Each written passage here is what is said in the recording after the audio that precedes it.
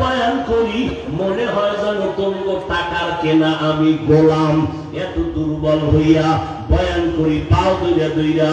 আর নামাজ ছাড়বা না রে বাবা, আজকে তুমিও মুসলমান আমিও মুসলমান, তোমার আল্লাহ আমার আল্লাহ এক, তোমার নবী আমার নবী এক, তোমার কোরআন আমার কোরআন এক, তোমার কাবা আমার কাবা এক, তোমার ধর্ম আমার ধর্ম এক, তোমার কালেমা আমার কালেমা এক।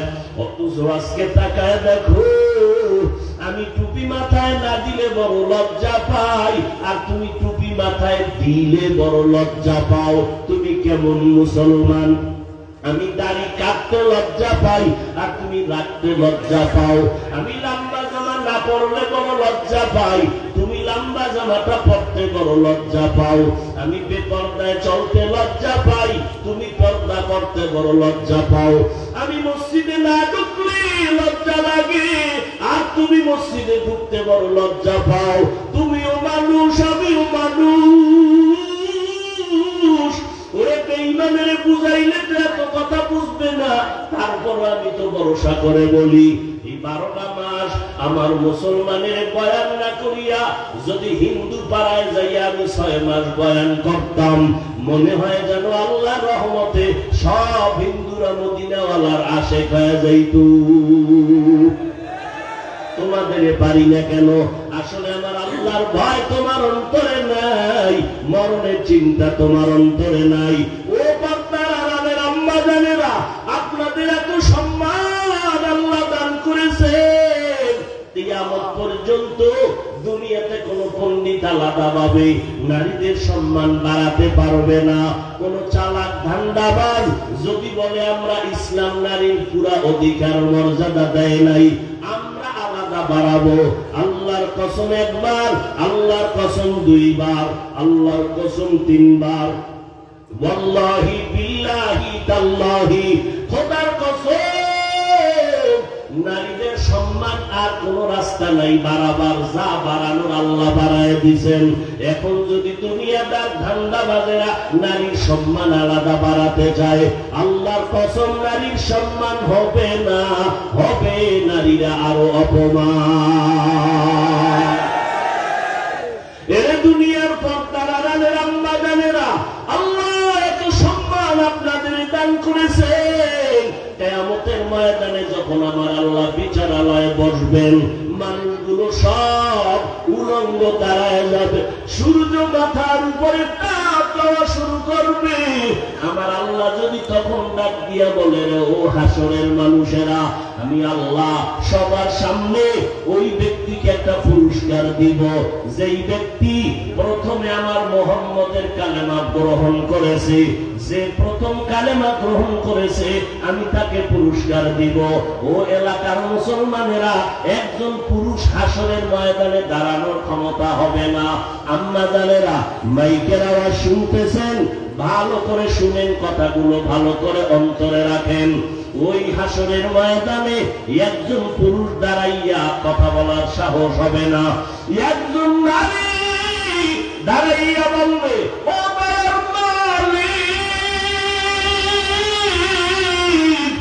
আমি মাত্র একজন নারী, যে তোমার বন্ধু মুহাম্মদের হাতে সর্বপ্রথম আমি কালেমা পড়েছি, আমি আর কেউ না, আমি হলাম খাদিজা পয়গম্বরের স্ত্রী। নারীরা সেখানে প্রথম পুরস্কার পাবে। আল্লাহ যদি ঘোষণা করেন, আমার দ্বীনের হেফাজতের জন্য মদিনায় হিজরত করছেন আমার নবী, প্রথম হিজরতকারী কে আছো, আজকে দাঁড়াও, আমি তাকে পুরস্কার দিব। দুনিয়ার কোন পুরুষ দাঁড়াতে পারবে না, একজন নারী দাঁড়ায় বলবেন, আল্লাহ হিজরতের পথে আমি সর্বপ্রথম একজন নারী দ্বীন হেফাজতের জন্য হিজরত করেছি, আমি আর কেউ না, রহমতের নবীর কন্যা রুকাইয়া রাদিয়াল্লাহু আনহা, ওসমান রাদিয়াল্লাহু তাআলা আনহুর স্ত্রী। আল্লাহ পাক বলেন, যাও, আজকে তোমাকে প্রথম পুরস্কার দিলাম। আল্লাহ যদি বলেন, আমার দ্বীন হেফাজতের জন্য ফিলিস্তিনের জমিনে কত সন্তানেরা রক্ত ঝরায়, মায়ানমারে রক্ত ঝরাইছে, আসামের ভেতরে রক্ত ঝরায়। ও আল্লাহর বান্দারা, আমার দ্বীনের জন্য প্রথম আমার রাস্তায় কে শহীদ হয়েছে, দাঁড়াও, আমি তাকে প্রথম পুরস্কার দিব। একজন পুরুষ দাঁড়াবার ক্ষমতা সেদিন হবে না, একজন নারী দাঁড়াইয়া বলবেন আল্লাহ, ইসলামের জন্য প্রথম আপনার পথে বেঈমানের মোকাবেলায় রক্ত ঝরাইয়া শহীদ হওয়ার মতো একজন প্রথম আমি নারী সুমাইয়া রাদিয়াল্লাহু আনহা। নারীদের এত সম্মান, দুনিয়াতে সবথেকে প্রথম মুফাসসির আম্মা জান আয়েশা রাদিয়াল্লাহু আনহা। এর নবীর উম্মতেরা, ও পর্দার আড়ালের আম্মা জানেরা, আপনাদের এত সম্মান, আপনারা নবীদের মায়ের মতো মা, সাহাবায়ে কেরামের মায়ের মতো মা। আজকে স্টেজের ভেতরে কত কোরআনের হাফেজের মাথায় পাগড়ি দেওয়া হলো, ওদের মা বাবার জীবনটা কত ধন্য।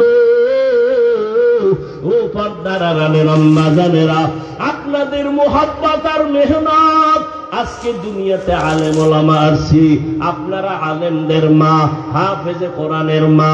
শুধু তাই না, থানার ওসি সাহেবের ব্যবহার অনেক ভালো, দোহারের সবাই গুণগান গায়। জেলার এসপি সাহেবের ব্যবহার ভালো, এমপি সাহেবের ব্যবহার ভালো, চেয়ারম্যানের ব্যবহার ভালো। যত ভালো ভালো ভালো বলা হয়, এটা তাদের ব্যক্তিগত বাহাদুরি না, সব মায়ের অবদান। মায়ের আদর্শ ভালো, এই জন্য এসপি সাহেবের আদর্শ ভালো। আমি 12 বছর বয়ান কইরা এসপি সাহেবের এই পরিমাণ ভালো বানাইতে পারতাম না। আম্মা জান 1 মিনিটে এসপি সাহেবের ভালো বানায় দিছেন। কেমনে জানেননি? এসপি সাহেব সুন্দর চাকরি ভাইয়া 1 সপ্তাহ ছুটি নিয়ে বাড়ি গেল, মায়ের দোয়া নিল। যেদিন অফিসে আসবে, আম্মা জান খানার টেবিলে ডাক দিয়া কয়, বাবা আমি বুড়া হয়ে গেলাম, কখন জানি মরে যাই বলা যায় না, বৃদ্ধা হয়ে গেছি, তবে বিদায় বেলা একটা অনুরোধ করব, মানবিনী বাবা বল। সন্তান বলে, মা জীবন চলে গেল, আমি তোমার কথা রক্ষা করব, বলো। মা খানার টেবিলে বলে, আল্লাহ তোরে সম্মানের চেয়ারে বসাইছেন, এই জায়গায় যতদিন তুই থাকবি একটা মিথ্যা কথা বলবি না, গরিবের উপরে জুলুম করবি না, হারাম টাকা হাত দিয়া ধরবি না। সন্তান খানার টেবিলে মাকে ওয়াদা দিয়ে কয়, মা আমার চাকরি যদি চলিয়াও যায়, আমি কখনো মিথ্যা কথা বলবো না, তোমার কথা হারে হারে আমি অনুধাবন করব, পালন করব। এসপি সাহেব মায়ের ওয়াদা দিয়া যখন চেয়ারের মধ্যে বসছে, গরিবাইয়া কয়, স্যার মামলা চালানোর টাকা নাই, জুলুম করে ধনীরা। এসপি সাহেব বলে, টাকা লাগবে না, আমি জিম্মা নিয়ে তোর সঠিক বিচারটা করে দিব। মায়ের রস কাজে লাগছে নি? লাগছে। টাকার বস্তা নিয়ে একবার লোক কয়, স্যার কত বস্তা লাগবে, আমার কাজটা করে দেন। এসপি কয়, পুলিশ রেডি আসুনি, আমারে টাকার লোভ কেন দেখাইলো, বিচারটা কঠিন করে দাও, এর সাথে কোনো কথা হবে না। আমারে টাকার লোভ দেখাইয়া মনে হয় যেন কারো সাথে জুলুম করছি, আমার চাকরি থাকার যাক, আমি হারাম টাকা নিব না, আমি সঠিক বিচার করব। মায়ের বয়ানে আজ এসপি সাহেবের আদর্শ ভালো, মায়ের কারণে ওসি সাহেবের ব্যবহার ভালো। সব কথার এক কথা, সব ভালো ভালো মায়ের অবদানের কারণেই ভালো। কষ্ট যদি না হয়, আমি আর একটা ঘটনা সামনে আনবো, থাকবেন না ভাগবেন? আল্লাহ সবাইকে কবুল করেন। 2 ভাই, ছোট ভাইয়ের মধ্যে ছোট জন বিয়ে করে ফেলেছে সময় মতো, বড় ভাই বিবাহ করে নাই। একদিন বড় ছোট ভাই বিবাহ করে সংসার শুরু করে ফেললো। একদিন ছোট ভাই ডেকে বলে, ও বড় ভাই বিবাহ কি করবা না? বড় ভাই বলে, কারে বিয়া করুম, মেয়ে তো ভাই না মনের মতো। ছোট ভাই ভাবলো, মনে হয় জানো ধনী মাইয়া লাগবে, ধনী ফ্যামিলির, সম্ভ্রান্ত পরিবারের। বড় শিক্ষিতা, সুন্দরী, রূপসী। খোঁজ খবর নিয়া ছোট ভাই একটা মেয়ে ঠিক করে ফেললো। বাবাও টাকাওয়ালা, বাড়ি গাড়ি সুন্দর, মেয়েটাও সুন্দরী। এবার প্রস্তাব বড় ভাইয়ের কাছে যখন দেয়, খোঁজ নিয়ে কয়, খবরদার ওই বাড়ির মাইয়া আমি বিয়া করব না, আমি টাকা চাই না। তুমি কি চাও? কয়, আমি এমন একটা মেয়েকে আমার জীবনের আপন চাই, যে আমার স্ত্রী হইয়া আমার ফুলের বাগান সাজাবে। এমন একটা মেয়েকে আমি নিতে চাই, যেই মেয়েটা আমার হাত ধরিয়া জান্নাতের দরজা দিয়ে ঢুকাইয়া দিবে এবং একটা সন্তান আমাকে আদর্শের সাথে উপহার দিবে। এই সন্তান চাই, এই স্ত্রী চাই। ছোট ভাই কয়, এমন মাইয়াও পাবা না, তোমার বিয়াও কপালে নাই। এবার বড় ভাই একটা কথা কয়ে দিছে, জাগামত। এই ছোট ভাই, ভালো করে শোন, আমার এই দিলের তামান্না আর নিয়ত যদি সহি হয়ে থাকে, একদিন যদি পরেও হয়, আমার আল্লাহর পক্ষ থেকে নিয়ত পূরণ হয়ে যাবে। আমার নিয়তে ভেজাল নাই, আল্লাহ দিয়ে দিবে। ঠিক আল্লাহ মিলাই দিতেছেন। কিছুদিন পর খবর আসলো, পাশের গ্রামে বড় বুজুর্গ মাসে মাসে আসেন, দুই একদিন থাকেন, এলাকার মানুষের খোঁজ খবর নেন, দোয়া টোয়া করে আবার চলে যান। খবর পাইয়া বড় ভাই রওনা হয়ে গেল ওই আল্লাহর ওলির কাছে। গিয়া বলেন, হুজুর একটু দোয়া করবেন, বিবাহ করেছেন, করি নাই। হুজুর এমন গুণের মেয়ে চাই, পাই না। হুজুরের সাথে ফজরের পরে কথা চলছে। ঠিক এমন সময় জানালার পাশ দিয়া বাহির থেকে যুবতী একটা কন্যা সালাম দিল, আসসালামু আলাইকুম ওয়া রাহমাতুল্লাহ। সালাম দেওয়ার পর বলে, কে? বলে, আমি এই এলাকার একটা গরিব ফ্যামিলির কন্যা। কেন আসছো রে মা? পীর সাহেবের কাছে বলতেছে, হুজুর আমার আব্বা জান অনেক দিন পর্যন্ত বিছানা অসুস্থ, আপনি দোয়া করবেন, আল্লাহ জানো আমার আব্বাকে সুস্থ বানায় দেন। যদি আল্লাহ নিয়ে যান, ঈমানের সাথে যেন বিদায় হওয়ার তৌফিক দান করেন। হুজুর বলে, বিয়ে শাদী হয়েছে তোমার? কয়, না, হয় না। কেন? বয়স কত? বয়স এত, সীমানা পেরিয়ে যাচ্ছে, এখনো বিয়ে হয় না কেন? কয়, ছেলে পাই না। বলে, কি ছেলে চাও? মেয়েটা ডাক দিয়া বলে, হুজুর দোয়া করবেন, আমি এমন একজনকে জীবনের আপন স্বামী বানাইতে চাই, যে আমার হাতটা ধরে আমাকে জান্নাতে ঢুকায় দিবে এবং একটা সন্তান দিবে, আদর্শ সন্তান। জমিনটা আলোকিত হবে, সমাজের অন্ধকার দূর হবে। যুবক বড় ভাই হুজুরের হাত ধইরা কয়, হুজুর আপনি যদি রাজি হন, মাঝখানে থেকে প্রস্তাবের মাধ্যমে এই মেয়েটাকে বিবাহের ব্যবস্থা করেন। বলে, গরিব ফ্যামিলি, দরকার নাই গরিব। শুনো যুবক, আল্লাহ তাআলা গোবরের মধ্যে পদ্ম ফুল ফুটাইয়া দেয়। কত পান দোকানওয়ালা পানের ব্যবসা কইরা কোটিপতি হইছে, হয় নাই? আল্লাহ কি না পারেন? আবার কত কোটিপতি ফকির হয়ে গেছে, খানা খাওয়ার মতো টাকা নাই। আল্লাহর বান্দার সাথে হুজুর মাধ্যম হইয়া প্রস্তাবের মাধ্যমে বিবাহ হয়ে গেল। দুজন আলাদা হয়ে গেলেন। বিবাহ করার পরে দাম্পত্য জীবন চলতেছে নির্জনে। নামাজের সময় নামাজ, অন্য কোনো আওয়াজ নাই। ফজরের সময় স্ত্রী যদি আগে উঠে, স্বামীকে উঠায় নামাজ আদায় করো। স্বামী যদি আগে উঠে, স্ত্রীকে আগে উঠায় নামাজ আদায় করার জন্য আল্লাহর কাছে সারাটা রাত যায় নামাজে দোয়া করে, আল্লাহ তুমি একটা নেককার সন্তান দান করিও। রব্বি হাবলি মিন লাদুনকা যুররিয়াতান তাইয়্যিবাতান ইন্নাকা সামিউদ দুআ। নেককার সন্তান চাইতে হয়, না চাইলেই ভাইবে এত সোজা। ভালো ফল খাইতে চাও বান্দা, গাছ ভালো লাগাও। ভালো সন্তানের বাবা যদি হতে চাও, ভালো মা ঘরের মধ্যে আনো। দুইজন মিলে দোয়া করে, নামাজ পড়ে দুজন মিলে। আল্লাহর মোহাব্বত, আল্লাহ তাআলার কাছে দুজন কান্না করে দোয়া করলেন। একটা সন্তান চলে আসলো, ছেলে সন্তান। লালন পালন করাইয়া আদর্শের সাথে বড় বানাইতে শুরু করলেন।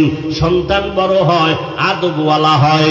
কারণ আল্লাহর নবী বলেন, নারীরা হলো দুনিয়ার শ্রেষ্ঠ সম্পদ। ইমাম গজালি বিশ্ববরেণ্য দার্শনিক এবং বড় বুজুর্গ আল্লাহওয়ালা, তিনি বলেন প্রত্যেকটা সন্তানের জন্য প্রাথমিক শিক্ষিকা হলো তার মা। মা সন্তানের যা শিখাবে সন্তান তাই শিখবে। এই ছেলেটা মা বাবার আদর্শে বড় হয়ে গেল, এক সময় আল্লাহ তারে এমন পাওয়ার দান করলেন, এই সন্তান মিশর জমিন বিজয় করলো, এক পর্যায়ে সিরিয়ার জমিন বিজয় করেছেন, বাইতুল মুকাদ্দাস। আজকে ইসরায়েলের বেঈমানেরা আল্লাহর ঘর প্রথম কিবলার উপরে যেইভাবে হামলা চালায়, এর থেকে আরো জুলুম করতেছিল। ওই সময় আল্লাহর বান্দা ওই মা বাবার দোয়া এত দামি হয়ে গেল, বাইতুল মুকাদ্দাসকে হস্তগত করে নিয়েছেন, মুসলমানদেরকে জালেম থেকে আল্লাহর বান্দা নিরাপদে নিয়ে আসছেন।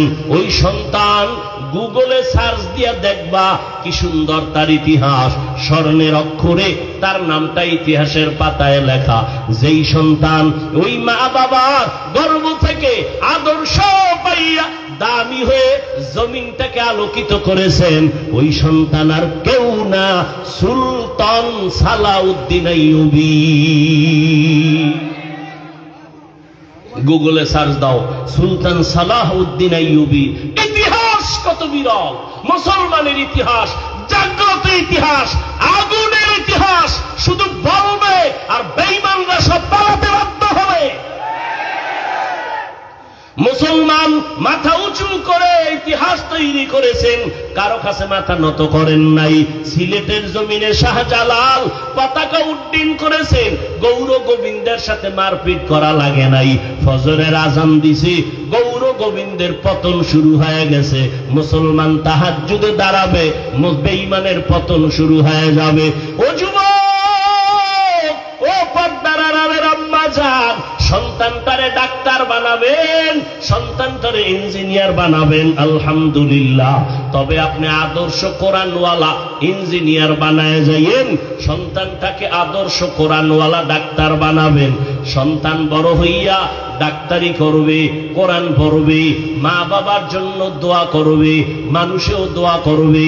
ও আল্লাহর বান্দারা, ও যুবক, আমি শুরুতেই বলেছিলাম বাবা, স্কুল ছাড়ার দরকার নাই, কলেজ ছাড়ার দরকার নাই, ওখানে থাইকা নবীর তরিকা মেনে চলো, রহমতের নবীর আদর্শের মালা গলায় লাগাও। জীবন যাক আর থাক, হায়াতের মালিক আল্লাহ, ইজ্জতের মালিক আল্লাহ, রিজিকের মালিক আল্লাহ। ও যুবক, তোমার মতো কত যুবক স্কুলে পড়িয়াও 5 বেলার নামাজ ছাড়ে না, নাই? বিবেককে জিজ্ঞাসা করো, তুমি কেন পারবা না? তোমার মতো যুবক রাস্তায় গাড়ি চালায়, ড্রাইভার, নামাজ ছাড়ে না, তুমি কেন পারবা না? নদীর মধ্যে মাছ ধরে, 1 বেলার নামাজ ছাড়ে না। ও পর্দার আড়ালের আম্মা যান, আপনাদের মতো কত মা সন্তানের লালন পালনের দায়িত্ব পালন করে, আবার নামাজ পড়ে, স্বামীর মাল হেফাজত করে, মাল খেয়ানত করে না। এরে আম্মা যান, 5 বেলার নামাজ যদি আপনার মতো মহিলারা পড়তে পারে, আপনি কেন পারবেন না? ও বৃদ্ধ বাবাজি, আপনার মতো কত বুড়ারা লাঠি হাতের মধ্যে নিয়া মসজিদে যায় 5 বেলার নামাজ পড়ে, আপনি কেন পারেন না? আল্লাহ বলেন, বান্দা আমি বেজার হই নাই, তওবার দরজা দিয়া ডাকতেছি, তওবা কর। আজকে টুপিটা মাথায় দিলে মাথা গরম হয়, তোমার থেকে কম বুঝি না রে যুবক। আজকে লম্বা জামার কারণে শরীর গরম লাগে, কম বুঝি না, এরপরও কেন ফালাই না? আল্লাহর কোরআন সত্য, আল্লাহর কথা সত্য, নবীর কথা সত্য, একটা মিথ্যার প্রমাণ কেউ দিতে পারে নাই। ওই কোরআনের ভিতরে জান্নাতের বয়ান আছে, জাহান্নামের বয়ান আছে। ও নবীর কথা এমন সত্য, 63 বছর হায়াতে আমার নবী একটা জীবনে মিথ্যা কথা বলেন নাই। ও যুবক, ওই নবীর আদর্শ এত সুন্দর, আজকে থেকে তওবা করো। আল্লাহ প্রত্যেকটা রাতের শেষ ভাগে প্রথম আসমানে আসেন বান্দার গুনাহ মাফের জন্য। আল্লাহর কাছে যদি 1 ফোঁটা চোখের পানি ছেড়ে তওবা করো, আল্লাহর নবী বলেন গাভীর ওলান থেকে দুধ বের করে ভেতরে যেমন ঢুকানো সম্ভব না, যেই বান্দা গুনার কথা স্মরণ করে এক ফোঁটা চোখের পানি ছেড়ে কাঁদবে, ওই বান্দাকে জাহান্নামে ঢুকানো সম্ভব হবে না। তবে অনেকেরই অভিযোগ চোখে পানি আসে না, এত মোনাজাত দেই, ও বাবা চোখে পানি আসার না আসার কারণ গুনার কারণে দিলটা পাথর হয়ে গেছে। গুনার থেকে তওবা করো, নেক আমল করো, বা দিলটা নরম হবে, চোখের মধ্যে পানি আসবে। মা বাবার জন্য দোয়া করো, মা বাবার দোয়া নাও, ওই মা বাবার চোখের পানি আর দোয়ার ছাড়া আমি এই চেয়ারে বসতে পারতাম না। ওই মা বাবার দোয়ার কারণে আজকে তুমি সম্মানের চেয়ারে বসছো, টাকা পয়সা বাড়ি গাড়ির মালিক হয়েছো। ওই মা বাবার দোয়া নাও, ওলামায়ে কেরামের পরামর্শ নিয়া আল্লাহর কাছে মনে মনে ক্ষমা চাও, মনে মনে বলো আল্লাহ এই ময়দানে আমার মতো গুনাহগার কেউ নাই, গুনার কারণে আমার জীবনটা বড় নাপাক, আজকে থেকে তওবা করলাম। আমার মতো বান্দা স্কুলে পড়ে, কলেজে পড়ে, চাকরি করে, ব্যবসা করে, যদি 5 বেলার নামাজ পড়তে পারে আমি কেন পারবো না? ও দয়ার মালিক আজকে থেকে তওবা করলাম।